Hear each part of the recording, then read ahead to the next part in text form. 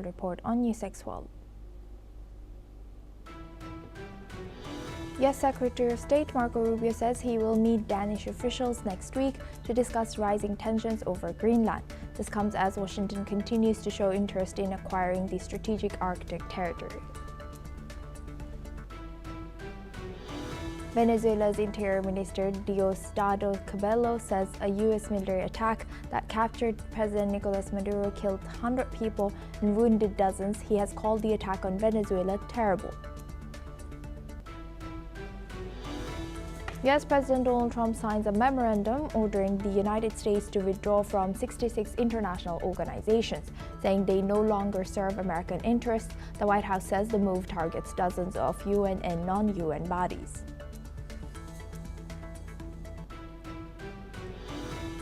A U.S. immigration officer fatally shot a woman in Minneapolis, with Homeland Security Secretary Kristi Noem saying that the officer defensively shot to protect himself. The woman has been identified as 37-year-old Renee Nicole Good.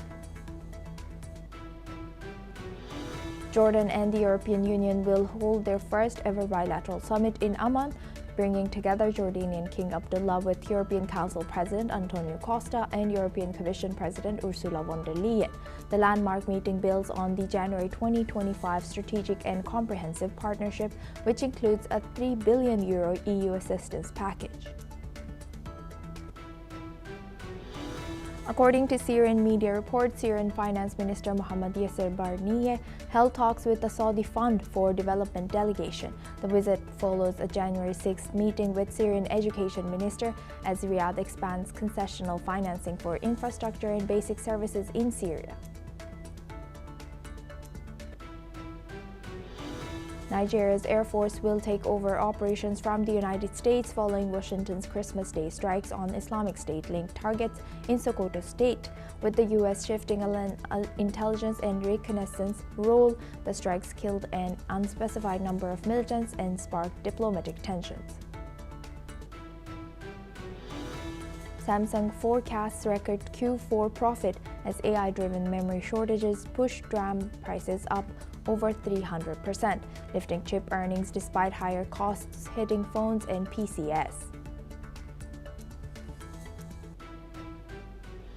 President Donald Trump says Venezuela will use profits from a new oil deal to buy only U.S.-made products. Trump has also said that Caracas will spend the money on American agricultural goods, machinery, medical devices, and energy equipment. The deal follows the toppling and capture of former Venezuelan leader Nicolas Maduro, according to Washington. The White House says the United States now has maximum leverage over Venezuela's interim authorities. Press Secretary Karoline Leavitt says Washington is in close coordination with the interim leadership and will dictate key decisions going forward.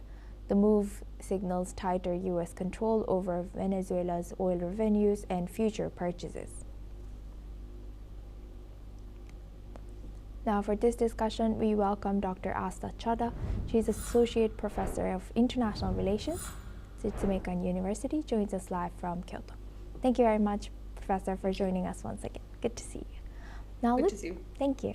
Now, looking at this, what more can you tell us about this escalating tensions as, it becomes more and more obvious that U.S. did what they did, maybe could be about oil?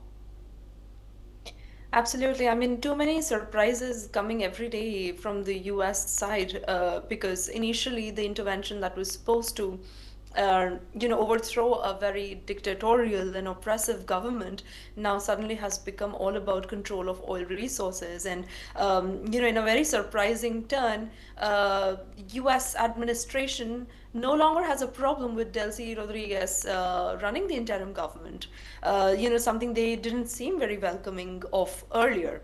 And rather than supporting rather than supporting the Nobel Peace Prize winner Machado, who had been a very strong voice in the opposition, US feels more comfortable dealing with Maduro's second in command at this point. So again, just goes out to show that probably the prime objective was, in fact, I mean, we knew it was to secure US interests, but the question was what interests were they talking about? Had it been about narco-terrorism, I mean, wasn't the entire Maduro administration in some way engaged in the same? Since Maduro is facing charges of the same in the United States, then how come US seems very comfortable dealing with Delcy Rodriguez? Those things still remain a question mark. But what is very clear is that US companies, specifically I remember Chevron still has some operations in Venezuela. So probably US wants to clear way for these companies to continue their oil operations in Venezuela, make sure that the revenues, and that is what President Trump has been talking about, saying that the revenue generated from these oil based purchases would then go towards probably releasing money for the other US companies that used to have assets in Venezuela and were nationalized earlier, such as ExxonMobil. And the other thing they want Venezuela to do is, as a result of the oil sales, they want Venezuela to then start purchasing US products. And all of this together has come out for viewers with a second surprise, which is this is one of those instances, one rare instances, I would say, in the US diplomatic history, wherein US is standing on the same ground with its rivals than it is with its own allies and partners. So we see Russia and China supporting Delcy Rodriguez-led interim government because it helps them secure their interests and their investments in Venezuela. Whereas on the other hand, we do not hear those kind of supportive voices coming out of Latin America, wherein Latin America is rather condemning United States and its military operation in Venezuela for being a very colonial style decision making, wherein they are trying to interfere in a sovereign nation's internal affairs. So I mean, overall, it looks still pretty much looks like a question mark. I mean, yes, even though US is saying this is about oil, we still don't know what kind of stability and political long-term investment environment US wants to create in Venezuela in order to expedite this process of investments of the US, as well as expedite the process of making or in some way elevating Venezuela to a key trading partner of United States, which is what President Trump had announced on Truth Social. So that still remains a question mark. But if his word is to be believed, if we could take it as they're going, looks like they are looking for securing US interests, economic interests, investment interests, energy interests in Venezuela in the long run. Yes, and also building on, you touched upon Maria Machado. It seemed like before Maria Machado, now that we don't know exactly where US stands in towards, or their stance is towards Maria Machado, at least I was expecting her to get more support after ousting of Nicolas Maduro, but they haven't said anything regarding her, and they haven't even showed her support. But she has voiced that she plans to return to Venezuela. How do you think this will be reshaping the ongoing political uncertainty in Venezuela, and why do you think US has not been vocally supportive of her potential return to Venezuela? Absolutely. I mean, I'll begin by saying that among the public, among people, Maduro was never, or his administration was never, welcoming or, seen as a leadership with a vision under whom they thought they could achieve certain amount of stability and security as an economy and as a nation. So he was not a popular leader, to say. And ousting of his leadership, or the fact that he was, I mean, irrespective of the way the operation was handled, but given that Maduro was dethroned in some way by the United States, was seen as a hopeful event, at least in the opposition in Venezuela, wherein they probably, like you mentioned, they thought that somebody like Machado, who has been a vocal supporter of democratic rights, somebody who has been, who's dedicated her life to that objective, would be then put in place as a person with a democratic vision.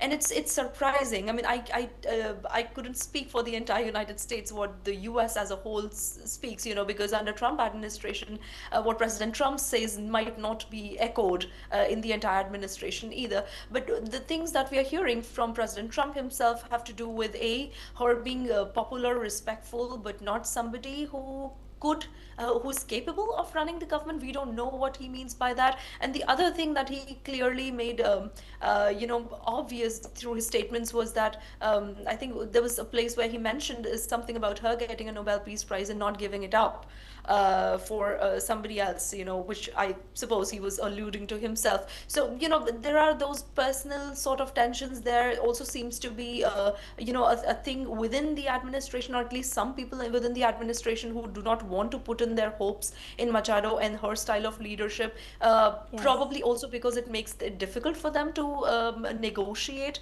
and be be the party with the higher leverage. Clearly, in case of Delcy Rodriguez, even though she was vice president under Maduro, she does seem to be complacent enough. She does seem to be, at least as of now, being Yes. able to And kind of Dr. agree with the Chadha, United States.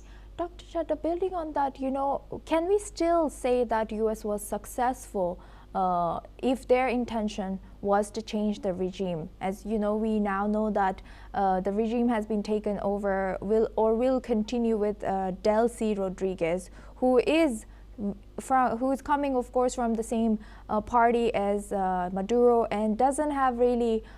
It's not that different as per se. I mean, if that was an objective in the first place, clearly US, I do not see the administration having said that out loud, that being an objective. And if that was, they have clearly and horribly failed at it, because, regime change essentially means, or would have meant, as we understand it, that they wanted to change the style of politics. They wanted to bring about a new political environment and culture in a country that seeks or has certain aspirations of being, Venezuela at one point was one of the richest Latin American countries. So the idea would be to kind of bring back that vision for Venezuela, and that doesn't seem to have been achieved. What seems to have been achieved is that we are looking at US trying to secure its security, economic, and sort of, very short-term sort of energy interests in Venezuela, without looking out for Venezuela's long-term stability or, political continuity in some way under a new leadership that looks towards Venezuela being a democratic nation. So yes, I mean, in short, I do not see that being successful as an objective. Nothing of that has been achieved clearly.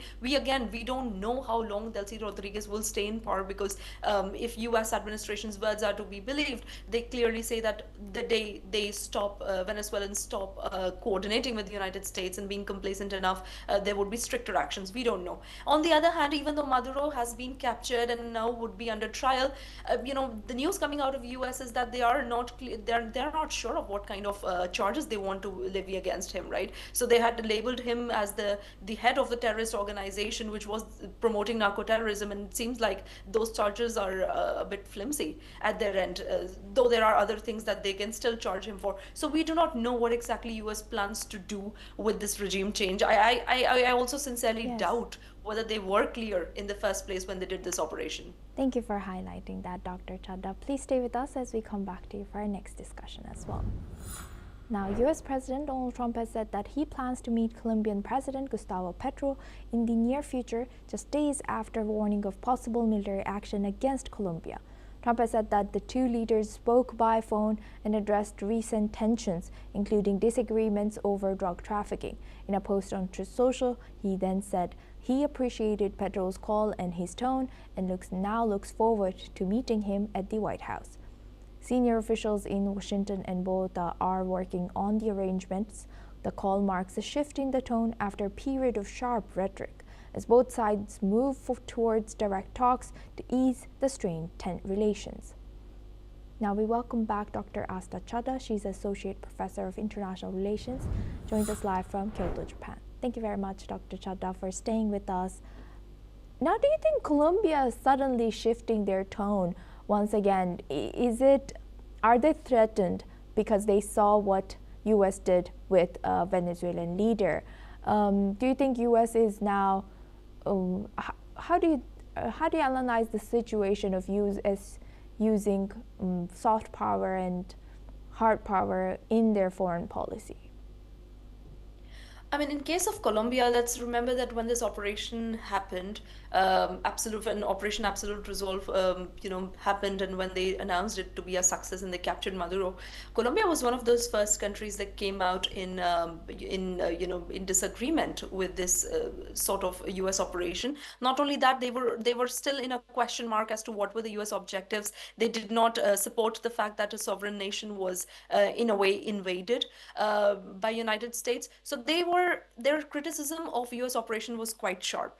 What we are seeing now is a toning down of that under Gustavo Petro. He seems to have taken the diplomatic route this time to engage with Trump administration. But, there clearly doesn't seem to be, I mean, under President Trump, there seems to be hardly any space for soft power. Here I see more of it like, whoever is the regional hegemon, whoever has the might is probably trying to be right here in this case. And this is not just a matter of reading in between the lines. President Trump has made it abundantly clear that if under Petro, if narco-terrorism does not stop, if the Americans feel that Colombia is not taking enough steps to curb narco-terrorism, there will be consequences. Now, with that language, I suppose Colombia does not want to engage in any sort of a face-off with the United States or engage in a sort of negative relationship with the United States, because say what we may, all of it falls within the U.S. strategic backyard. And none of these states, I mean, I'm talking about Mexico, I'm talking about Colombia, none of these states really want to have an active conflict with the United States at this moment. So I see this toning down and more of a strategic move by Petro. Seems like he has been able to convince President Trump during his call of the fact that they are trying to monitor the situation with narco-terrorism, which is why he got invited to United States, to the White House. But exactly what kind of situation would develop and how convincingly he would be able to speak with the United States, under what terms, still remains, to be seen, because we don't know exactly what would be the stance of Colombia. But one thing we can be sure of is that states around Venezuela, especially countries like Colombia, Chile, they have had experience previously with immigration issues and security related issues with regard to Venezuelan regimes. So they have had that experience previously. They do not want that to repeat. They're seeing the acceptance of Delcy Rodriguez by United States not as an acceptable move, but rather as a stabilizing move, wherein the US administration wants to make sure that there is no civil war or there is no more violence. At the same time, it's not to say that they support United States action. So I would just read Colombian presidents, Colombian leaders, sudden change more as a strategic move to ensure that there is no long-term consequences for Colombia, specifically not the same as what happened in Venezuela in any way. And they do not even want to soil their relationships with the United States and the Trump administration at the current scenario. Thank you very much, Dr. Chadha, for joining us and sharing that insight from Japan with us on NewsX World. Thank you. Thank you. Now we move the focus on to U.S. A U.S. immigration officer has shot and killed an American woman in Minneapolis, triggering mass protests and sharp condemnation from local leaders. The woman, identified as 37-year-old Renee Nicole Good, was shot at point-blank range as federal agents surrounded her vehicle during an immigration-related operation. Video from the scene shows an ICE agent firing multiple shots before the car careens into parked vehicles. The Trump administration claims Good tried to use her car as a weapon, a version strongly rejected by Minneapolis officials and Minnesota's governor, who have demanded a full and independent investigation. Let's listen into what the mayor and police chief had to say about this. But what we do know is that a 37-year-old woman is dead and that she was shot by ICE. We've dreaded this moment since the early stages of this ICE presence in Minneapolis. Not only is this a concern that we've had internally, we've been talking about it. They are already trying to spin this as an action of self-defense. Having seen the video of myself, I want to tell everybody directly, this was an agent recklessly using power that resulted in somebody dying, getting killed. We arrived and found a woman with a gunshot wound to the head. Life-saving measures were performed at the scene, including CPR. The woman was transported to Hennepin County Medical Center, where she has since been pronounced deceased. The preliminary information that we have indicates that this woman was in her vehicle and was blocking the roadway on Portland Avenue, midway between 33rd Street and 34th Street in the city. At some point, a federal law enforcement officer approached her on foot, and the vehicle began to drive off. At least 2 shots were fired. The vehicle then crashed on the side of the roadway. Meanwhile, Department of Homeland Security Chief Kristi Noem has also addressed the events in Minneapolis and has asserted that the ICE officer acted purely in self-defense. Let's listen in. ICE agents repeatedly ordered her to get out of the car and to stop obstructing law enforcement, but she refused to obey their commands. She then proceeded to weaponize her vehicle, and she attempted to run a law enforcement officer over. This appears as an attempt to kill or to cause bodily harm to agents, an act of domestic terrorism. The ICE officer, fearing for his life and the other officers around him and the safety of the public, fired defensive shots. He used his training to save his own life and that of his colleagues. He was treated at a local hospital, has been released, and is now with family. You know, people need to stop using their vehicles as weapons. This domestic act of terrorism to use your vehicle to try to kill law enforcement officers is going to stop. And I'm asking the Department of Justice to prosecute it as domestic terrorism. Now for this discussion, we welcome retired Major General Dr. Rajan Kochhar. He's an international relations and defense expert, joins us live from New Delhi. Thank you very much, Major General Doctor, for joining us once again. Good to see you. Now looking at this, you know, it seems like federals and the state both are contradicting each other over here. How should the responsibility and accountability be handled when these officials sharply disagree with each other? What does this incident reflect about the state in U.S. in particular? Thank you, Asuma. Thank you. It's a very sad incident to see that Yes. A woman is being shot in this manner, and it speaks on the way the law enforcement is being carried out in the United States. This reflects a very deep institutional cleavage, as I see, between the federal power and the state. And this incident reflects 3 major issues here.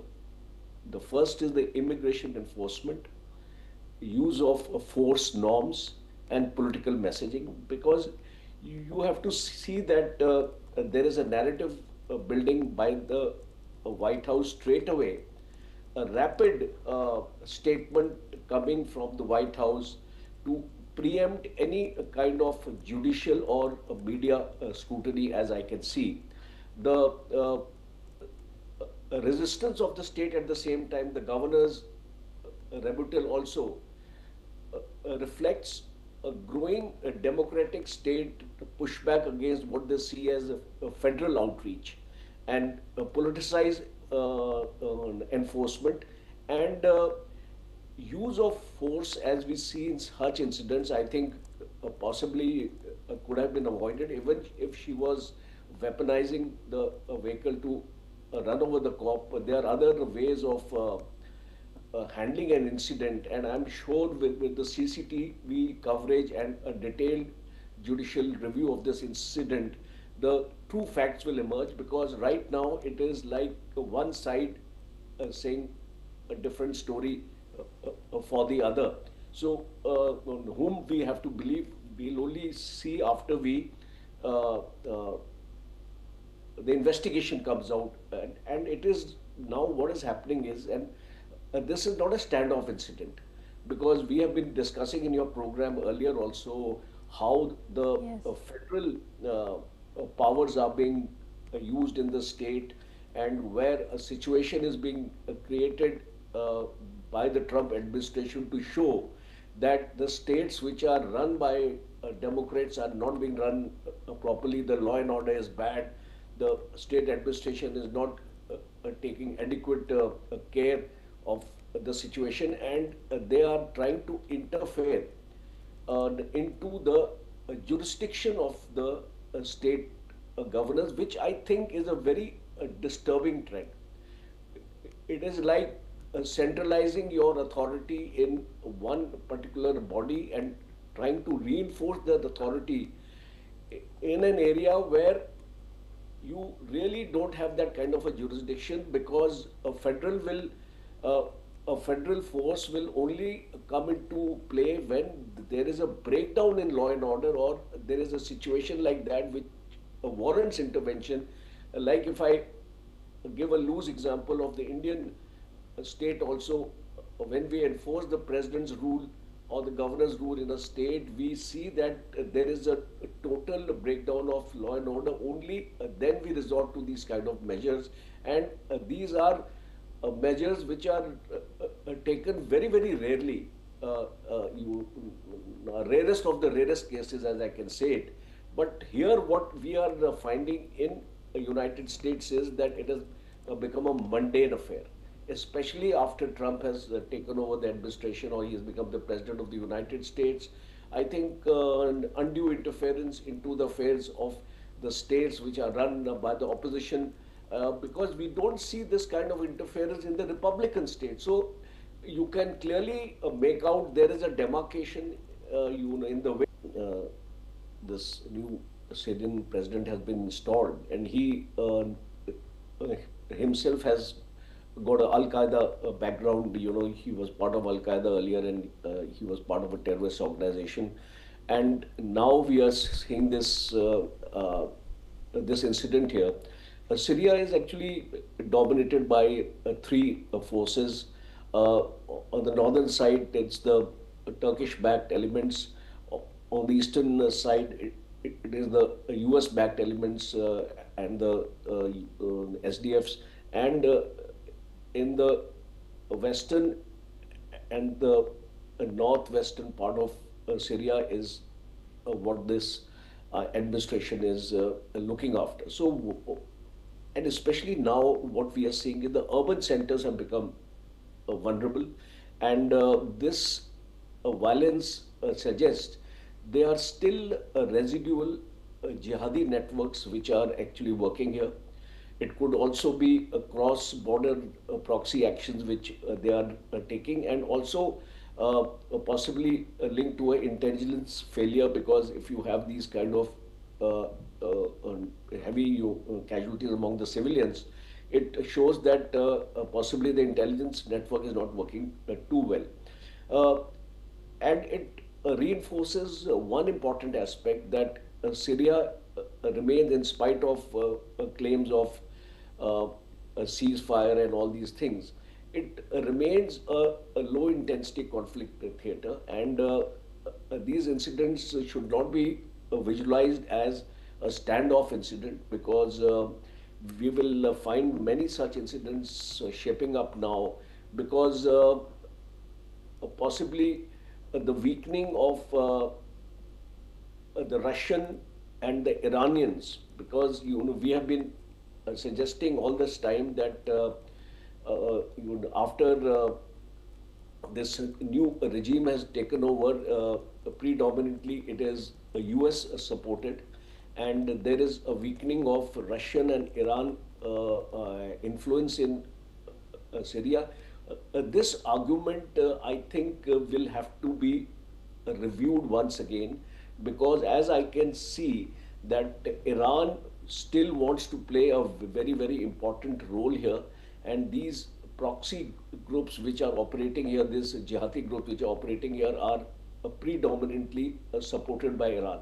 So Iran would like to regain a control in Syria, and especially because of the Hezbollah factor. Because if you remember, Lebanon, entire logistics used to be through Syria, and this logistic route, after Israel has come into the Golan Heights, and it has expanded the Golan Heights and even come very, very close to Damascus, we are seeing that this logistical route of Iran in supplying weapons, ammunition to Hezbollah has been affected. So I think there would be an attempt by Iran-based elements in Syria to disturb this peace, and my concluding argument is that I think challenging times are ahead for Syria. With that, I would like to thank retired Major General Dr. Rajan Kochhar for joining us today and sharing that insight with us on NewsX World. Now we move on to our tech news. Samsung Electronics is forecasting a huge jump in profits driven by soaring demand for memory chips used in artificial intelligence. The company says its fourth quarter operating profit likely tripled from a year ago, hitting around $13.8 billion. The move comes as supply remains tight and prices for conventional memory chips skyrocketed. Samsung has also expected revenue to climb 23% year-on-year, reaching a record 93 trillion won. CEO Jun Yong-hyun has said that customers are praising the performance and competitiveness of Samsung's next-generation HBM4 chips. Analysts say AI demand is reshaping the global chip market, and Samsung believes it's well-positioned to lead the next phase of growth. NVIDIA CEO Jensen Huang adds that the world will need more semiconductor factories or AI factories to meet the exploding demand. Samsung's strong position in this market could make a key player in the AI-driven tech boom. That's all we have time for. Keep